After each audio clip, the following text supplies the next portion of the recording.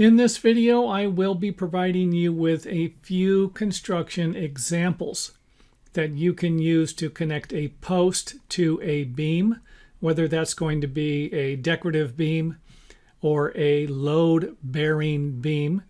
These are just examples. Remember, I am not a structural engineer, and I'm not able to provide individuals, viewers, with structural engineering information. So use these at your discretion. So the first one on our list will be to simply strap the two pieces together. And I will leave the size of the strap up to you. I think this is a 12-inch strap here, 4x4 post, and a 4x12 beam. The second and probably the most common method would be to use some type of building hardware. And this comes in a couple of different forms. A light gauge or light duty beam to post connector like we're looking at here. And they can usually be purchased at most home improvement centers and lumber yards. Something like this you might be able to purchase also. Maybe a 1/4 inch piece of metal that's about 2.5 inches wide with a few holes in it.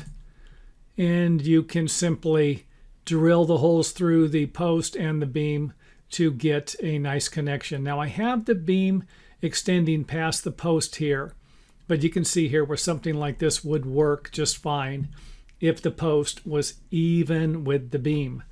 Now here's another light duty connector, and I just wanted to give you an idea that they are going to have some of them where they will be extending past each side.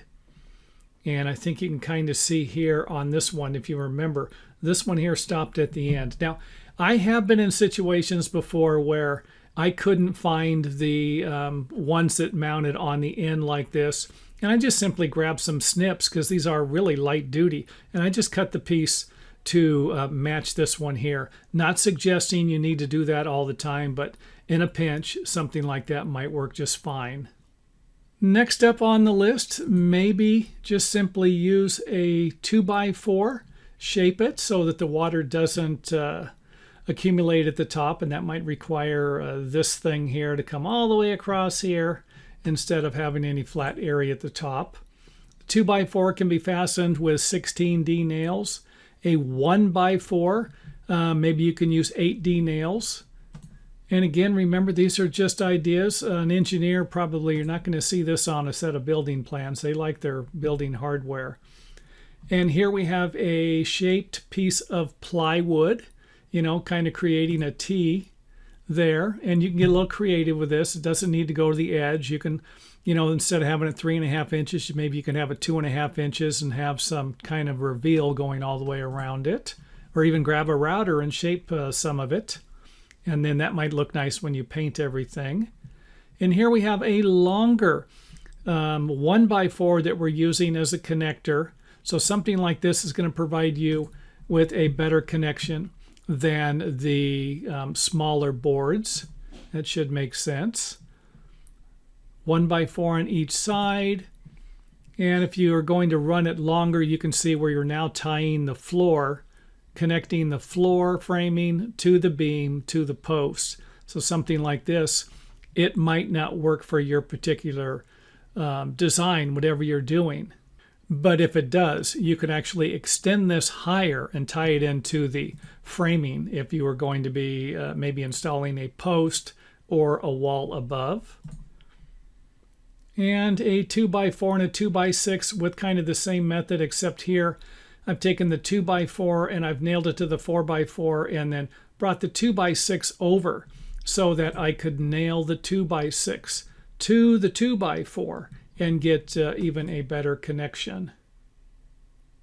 And another method that might not make your structural engineer happy, but this is very common, is just to simply nail the beam to the post. And again, like I said, this isn't something that an engineer is going to want, or even your local building department, but I got to throw it in there as another method. The old T-brace here, this is common, and again, this one you can see you can use this when the beam is extending past the post. But if you run into one where it's not, just simply grab the L brace or L connector. So you can see here, this one's at the end. This one here can actually be used for a post that would be located in the center of a structural beam or spaced equally. Here's another common method. I've never used this method here, but thought I would throw it in there. Simply using a larger post, a 6x4, for example, and a 4x12 beam. So we got 3.5 inches in width here, 5.5 inches here. You just simply notch out to have the beam still have full bearing on the post and then provide you with a nice connection.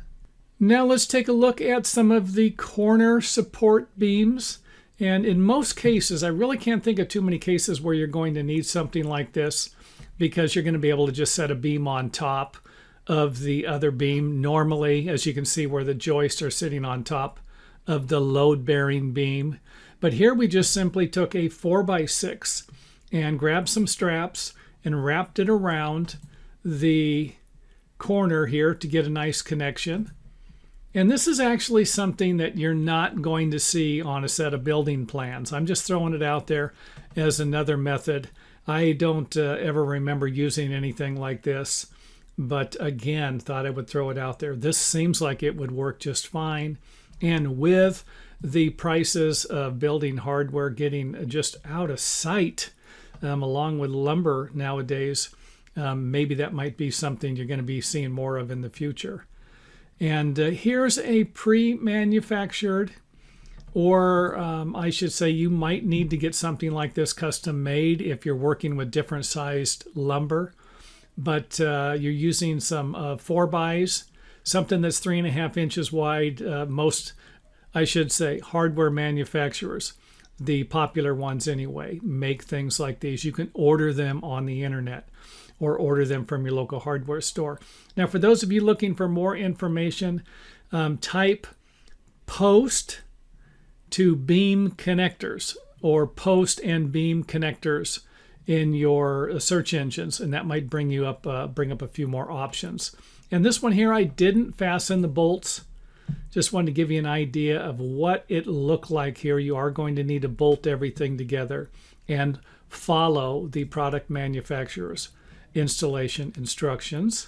And then there is the inverted hanger, or I believe they call these concealed hangers now.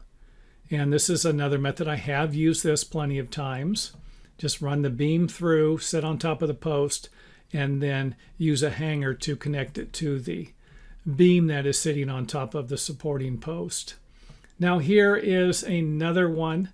You have the mitered beam, and this is another common one, but again, something that a structural engineer might not like to see.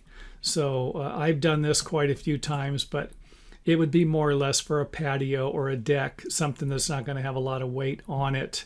And again, that would be depending upon the size of the deck and the amount of weight that would be on it. And of course, you can just strap it together, put a corner strap, wrap it around here. And if for whatever reason the structural engineer would like to see more of the load-bearing beam sitting on the post, you could always go with a 4x8. If you remember, I had a 4x6 in the previous example. You know, if they need a full bearing, but might allow the miter, something like this might work. And again, something you could suggest to your engineer. And again, don't limit yourself. I had a 4x6, now we got a 4x8, maybe a 4x10, or even a 6x8 or 6x10 might work better for you also. Another option would be to install another post. And the way I have it here, you can see where this post is supporting this one here. And this one is supporting this beam here. But you can get a little creative here as long as the supports are located within the right area. For example, I could always move this post another 4 inches, and I could space them 4 inches from the corner, 6 inches from the corner if I was looking for some type of design for the deck. And here I just threw some mending plates in here. This probably, again, wouldn't be something that would be approved by an engineer, but another option you could use. Now, here's something that might not work on your project, but if it does, you can always extend the beam past the post in order to use a standard flanged hanger, something like this. Again, just throwing out another option. And then there is the often overlooked connection by most do-it-yourselfers, and that would be the fact of, can you actually just set the beam on top of the other beams?